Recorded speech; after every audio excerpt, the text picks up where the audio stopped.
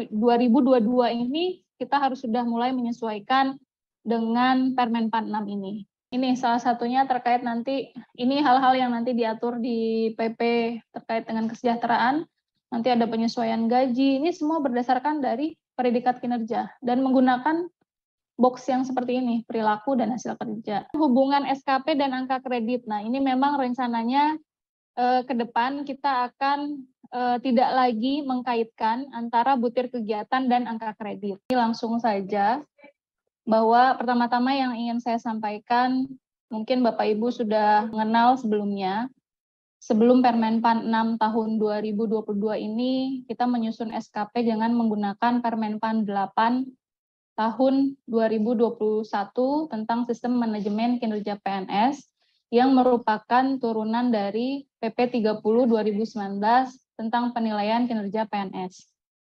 Nah, di sini di 2021 semester 2 kita menggunakan Permen 8 tahun 2021 ini. Namun memang dengan waktu yang sangat cukup cepat ya, kemudian berubah menjadi Permen 6 tahun 2022. Alasan utamanya sebenarnya adalah karena kita juga akan mengatur status lain di luar PNS. Mungkin kemarin Permen 8 kita mengaturnya hanya untuk kinerja PNS. Nah, di Permen 46 ini kita bicaranya sudah ASN, karena nanti kita di dalamnya ada kinerja untuk PNS dan P3K yang memang sudah mulai ada ya di tahun 2020. Nah, jadi banyak pertanyaan gimana kinerja P3K diukur dan lain sebagainya. Makanya muncullah Permen 46 ini tahun 2022 yang merupakan turunan dari PP 30 dan PP 49 tahun 2018 tentang P3K. Kedua PP ini adalah turunan dari Undang-Undang ASN nomor 5 tahun 2014. Kemudian hal-hal apa saja yang perlu kami sampaikan atau poin-poin perubahan di dalam Permen 6 ini yang dulu diatur di Permen 8, yaitu yang pertama bahwa tadi ruang lingkup, tadinya Permen 8 hanya PNS, kemudian di Permen 6 ini kita akan juga mengatur kinerja P3K-nya. Kemudian selanjutnya, untuk tahapan sebenarnya hampir sama. Jadi dari tahapan dimulai dari perencanaan, pelaksanaan, penilaian kinerja, sampai nanti ada evaluasi atau tindak lanjut dari hasil evaluasi tersebut. Itu tahapannya masih sama. Mungkin kalau dulu kita biasa sebut penyusunan perencanaan itu adalah SKP gitu ya Bapak Ibu. Tapi untuk sekarang kita lebih mengenal itu bagaimana penetapan dan klarifikasi ekspektasi. Nah, nanti lebih lanjut akan kami sampaikan apa sih yang dimaksud dengan penetapan dan klarifikasi ekspektasi ini. Ekspektasinya dari mana, apa itu klarifikasi ekspektasi, nanti penetapannya seperti apa. Selanjutnya perubahan dari Permen 8 ke 6 itu terkait dengan perilaku kerja. Perilaku kerja yang digunakan di Permen 8 itu sebagaimana yang disebutkan di PP 30. Ada orientasi pelayanan, komitmen, inisiatif kerja, kerjasama, sampai kepada kepemimpinan. Namun di Permen 46 ini, kita bukannya tidak menggunakan apa yang ada di PP 30, namun kita kayakan makna dari perilaku tersebut dengan sesuai dengan core values ASN berakhlak. Karena seperti kita ketahui, core values ASN berakhlak ini akan menjadi pedoman perilaku kita, termasuk nanti kita gunakan untuk penilaian perilaku dalam kinerja ini. Jadi ada 7 perilaku atau pedoman perilakunya nanti dari berorientasi pelayanan sampai kepada kolaboratif. Kemudian ada format SKP. Format SKP yang digunakan di Permen 6 ini ada 2 format. Ada yang pendekatannya kuantitatif, ada yang pendekatannya kualitatif. Mungkin kalau Bapak Ibu yang biasa digunakan oleh Bapak Ibu kan pasti yang bentuknya kuantitatif ya. Kita bicara ada indikator kinerjanya itu bentuknya persentase, jumlah, nilai, indeks, nah itu bentuknya kuantitatif.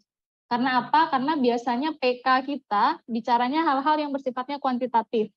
Nah itu memang nanti salah satu menyusun SKP kita harus lihat PK juga gitu.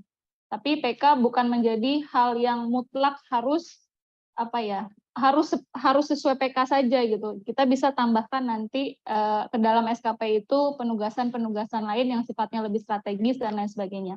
Nah, itu nanti kita bicara SKP-nya. Nah, ini adalah kuantitatif tadi. Indikator kinerjanya bisa indeks, bisa nilai, gitu kan.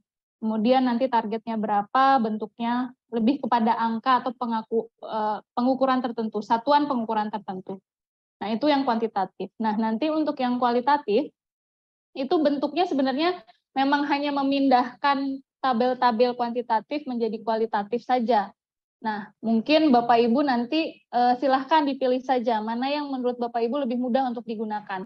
Misalnya pertanyaannya adalah, Bu, kalau misalnya kami di dalam satu unit, itu saya mau pakai kualitatif, Bu, karena kayaknya kualitatif lebih mudah gitu. Saya tinggal deskriptifkan aja kinerja saya itu seperti apa gitu. Misalnya di sini usulan kinerjanya persetujuan teknis kenaikan pangkat disusun secara akurat dan diselesaikan tepat waktu, itu rencana kinerjanya.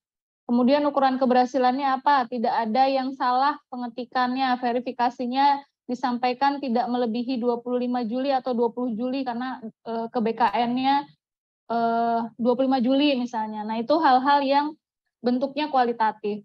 Nah, sebenarnya memang hanya memindahkan saja, ini hanya apa ya, untuk lebih terdeskripsi apa kinerja dari Bapak dan Ibu sekalian. Tapi kalau misalnya Bapak dan Ibu lebih memilih kuantitatif, silahkan. Dalam satu unit pun ada yang kuantitatif, ada yang kualitatif, itu silahkan. Karena nanti kinerja itu tidak diukur per satuan dari kinerja. Kalau dulu kan kita bicara satu rencana kinerja kita apa, target kita apa, realisasi kita berapa, kemudian kita dinilaikan. Kalau dulu seperti itu, di Permenpan 8 pun seperti itu. Nah, nanti penilaian kinerja yang berdasarkan Permenpan 6 ini, kita tidak melihat satu-satu dari rencana kinerja.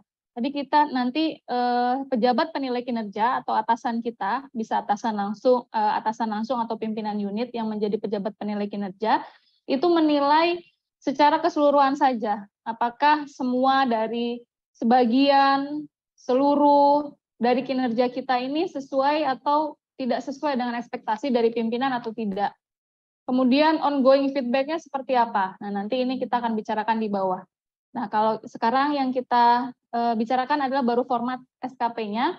Ini silahkan pilihannya Bapak dan Ibu yang memilihnya, mau kuantitatif, mau kualitatif. Kemudian terkait dengan penilaian kinerja. Penilaian kinerja di Permenpan 6 ini menggunakan kuadran kinerja. Ada cascading, terus ada panduan, kemudian metode cascading merupakan panduan dalam menyusun kinerja. Tidak ada persyaratan pembobotan tertentu pada kinerja tersebut. Jadi penilaian kinerjanya berdasarkan kuadran dari kinerja. Kuadran kinerja itu berdasarkan nanti dari penilaian kinerja organisasi. Nah, intinya kenapa ini berubah, hal yang paling mendasar yang dirubah di Permenpan 6 ini, tidak adanya lagi rumus matematis, dan tidak ada lagi cascading direct dan non-direct, kemudian tidak ada lagi pembobotan antara kinerja utama dan tambahan. Semua kinerja bisa kita masukkan semuanya, tidak ada lagi persenan 80%, 20% gitu kan. Kemudian direct dan non-direct seperti apa, direct kita harus menunggu nilai dari atasan gitu kan, jadi agak lama gitu kita menyampaikannya. Terus ada rumus matematis di Permenpan 8. Nah, di Permenpan 6 ini sudah lebih sederhana penilaian kinerjanya. Kemudian hubungan SKP dan angka kredit. Nah, ini memang rencananya ke depan kita akan tidak lagi mengkaitkan antara butir kegiatan dan angka kredit. Jadi apapun nanti yang diekspektasikan dari pimpinan untuk dilakukan oleh Bapak dan Ibu, walaupun itu nanti di luar dari butir kegiatan, di luar dari angka kredit, itu akan bisa kita masukkan menjadi SKP. Semangat ini adalah semangat untuk mendukung dari mekanisme kerja yang lebih agile dan dinamis tadi. Jadi semua orang boleh mengerjakan apapun sesuai dengan arahan dari pimpinannya seperti apa. 2022 ini kita harus sudah mulai menyesuaikan dengan Permenpan 6 ini. Kalau penyusunan SKP-nya, rencana kinerjanya hampir sama antara Permenpan 8 dan Permenpan 6. Jadi Bapak Ibu yang sudah menyusunkan SKP masih menggunakan Permenpan 8 rencana kinerjanya, sudah diturunkan di awal tahun di 2022 kemarin dengan Permenpan 8, itu silahkan untuk dilanjutkan. Karena kalau dari rencana kinerja tidak ada yang berubah, hanya nanti waktu penilaian kinerja akan berubah. Kemudian selanjutnya yang kami ingin sampaikan, nah ini, tadi saya sampaikan baru poin-poin dari perubahan Bapak Ibu. Nah, kemudian ini kita masuk kepada bagaimana menyusun SKP ya, yang pertama. Saya agak lebih teknis bicaranya. Menyusun SKP atau rencana kinerja itu harus kita selaraskan dengan kinerja dari organisasi. Untuk itu kita memang perlu apa yang disebut tadi saya sampaikan ada PK di unitnya. PK unit memang turunan dari Renstra, RPJMN, terus kemudian dari PK tersebut sudah terdefinisi tugas dari unit organisasi gitu kan. Kemudian target di tahun ini akan seperti apa, kemudian bisa ditambahkan hal-hal lain mungkin yang menjadi program prioritas dari unit tersebut seperti apa. Nah, dari PK tersebut itu akan menjadi bahan untuk seorang JPT untuk menyusun SKP-nya. Jadi dari PK akan menjadi SKP-nya seorang JPT. Tapi tidak hanya PK saja yang bisa dimasukkan, karena ini hal ini selalu dipertanyakan oleh teman-teman, apakah hanya PK saja gitu. Kadang karena PK sendiri biasanya banyaknya bicara program prioritas, kemudian hal-hal yang memang aksi gitu. Berarti baik kan? Di sini baik yang hijau, sesuai dengan trajektori target atau rencana aksi di Juli, Agustus, September tersebut. Baik, nah begitu unit kerja kita bernilai baik, baru kita akan mendistribusikannya kepada pegawai yang ada di bawahnya. Tapi sebelumnya kita siapkan dulu pola distribusinya. Nah, ini adalah pola distribusi pegawai. Tadi kalau kami contohkan. Nah, berdasarkan hal ini, berdasarkan kurva, ini namanya bukan kurva ya, ini apa namanya? Matriks ya. Sumbu X-nya adalah perilaku, sumbu Y-nya adalah hasil kerja. Nah, inilah nanti yang dibandingkan antara satu orang dan orang lain. Berdasarkan apa pembandingannya? Berdasarkan hasil kerja dan perilaku kerja. Hasil kerja kita bagi menjadi di atas ekspektasi, sesuai ekspektasi, atau di bawah ekspektasi. Perilaku kerja pun sama, di atas ekspektasi, sesuai ekspektasi, dan di bawah ekspektasi. Misalnya, kita baca ya, salah satunya. Misalnya di atas ekspektasi. Makanya tadi bicaranya di sini kualitatif. Kita nggak bicara satu kinerja yang kita nilaikan. Jadi kita bicaranya semua dari kinerja tersebut. Misalnya di atas ekspektasi. Sebagian besar atau seluruh hasil kerja di atas ekspektasi dan tidak ada hasil kerja utama yang di bawah ekspektasi serta umpan balik sebagian atau seluruhnya menunjukkan respon positif. Nah, berarti ada dua hal di sini yang dinilaikan untuk di atas ekspektasi. Hasil kerjanya dan umpan baliknya. Jadi walaupun kita sudah menghasilkan hasil kerja, tapi umpan balik dari pimpinan tidak bernilai positif pun tidak dianggap di atas ekspektasi gitu. Harus dua-duanya responnya bagus dan hasil kerjanya memang sesuai dengan ekspektasi dari pimpinan. Nah, itu untuk di atas ekspektasi. Kalau yang sesuai ekspektasi, sebagian besar atau seluruh hasil kerja sesuai ekspektasi dan hanya sebagian kecil hasil kerja utama yang di bawah ekspektasi dan umpan balik sebagian menunjukkan respon positif. Nah, ini yang akhir. Kalau tadi kita yang periodik bicara capaian periodiknya, kalau yang akhir kita bicaranya RB, pelaksanaan indeks RB, dan hasil IKU serta delivery ekspektasi dari pimpinan. Jadi berdasarkan RB, misalnya kalau saya bicara RB Kementerian Pan-RB, itu kan nilainya 88 ya kalau saya nggak salah. Misalnya gitu ya, baik ya, 88 baik. Nah, kita di sini. Kemudian secara kementerian, kita juga harus mendapatkan feedback dari Pak Presiden gitu ya. Pak Presiden itu akan menilaikan kita akan seperti apa. Nah, dari situlah baru kita bisa tempatkan unit Kementerian Pan-RB itu capaian kinerja organisasinya apa. Misalnya baik ya, misalnya tadi ada RB, ada delivery ekspektasi dari pimpinan. Nah, kemudian terakhir nanti laporan dokumen penilaian kinerja ini hanya akan seperti ini. Dan sesuai dengan mungkin Bapak Ibu sudah terinfo adanya SE dari BKN nomor 19 tahun 2022 tentang dokumen pelaporan kinerja ASN. Itu yang kami minta, yang kami sarankan kepada BKN adalah hanya dokumen ini saja yang dilaporkan. Jadi kinerjanya organisasi apa dan predikat kinerjanya Bapak dan Ibu seperti apa. Seperti itu saja. Sesederhana itu dalam penyampaian dokumen ini. Tapi proses-prosesnya dari matriks peran dan hasil, SKP, ongoing feedback, terus kemudian apalagi ya, penilaian tadi, itu semua nanti tetap harus dijalankan sesuai dengan Permen 46. Format-formatnya semua ada dalam Permen 46. Bapak Ibu silahkan menggunakan langsung, tidak perlu menunggu surat edaran tentang format yang disampaikan oleh BKN, tidak perlu menunggu, sebenarnya tinggal menggunakan apa yang ada di Permen 46. Semua formatnya ada lengkap. Terkait dengan tindak lanjut ini salah satunya mungkin memberikan penghargaan ya yang tadi kami sampaikan.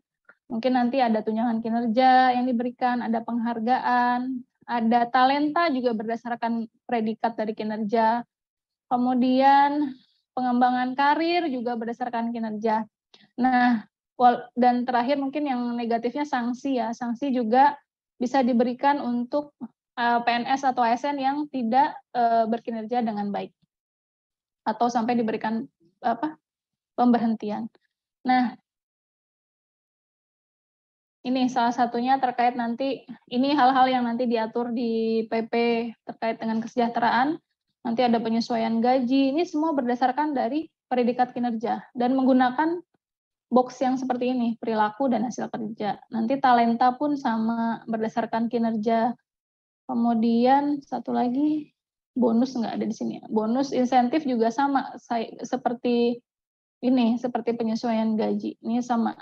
Yang diberikan itu hanya yang box yang merah sama yang oranye saja. Yang lainnya, yang L itu nggak akan dapat insentif atau bonus. Kemudian terakhir ini penghargaan sebenarnya di Undang-Undang 5 sudah disampaikan ya.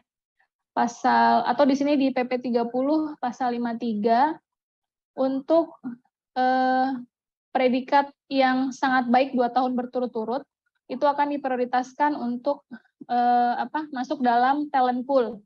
Talent pool ini kan tiket untuk uji kompetensi ya, untuk promosi. Dia kan sudah mendapatkan tiket untuk uji kompetensi. Kalau predikat sangat baik 2 tahun berturut-turut. Tapi kalau predikat baiknya 2 tahun berturut-turut, dia hanya untuk diberikan pengembangan kompetensi, diprioritaskan untuk pengembangan kompetensi.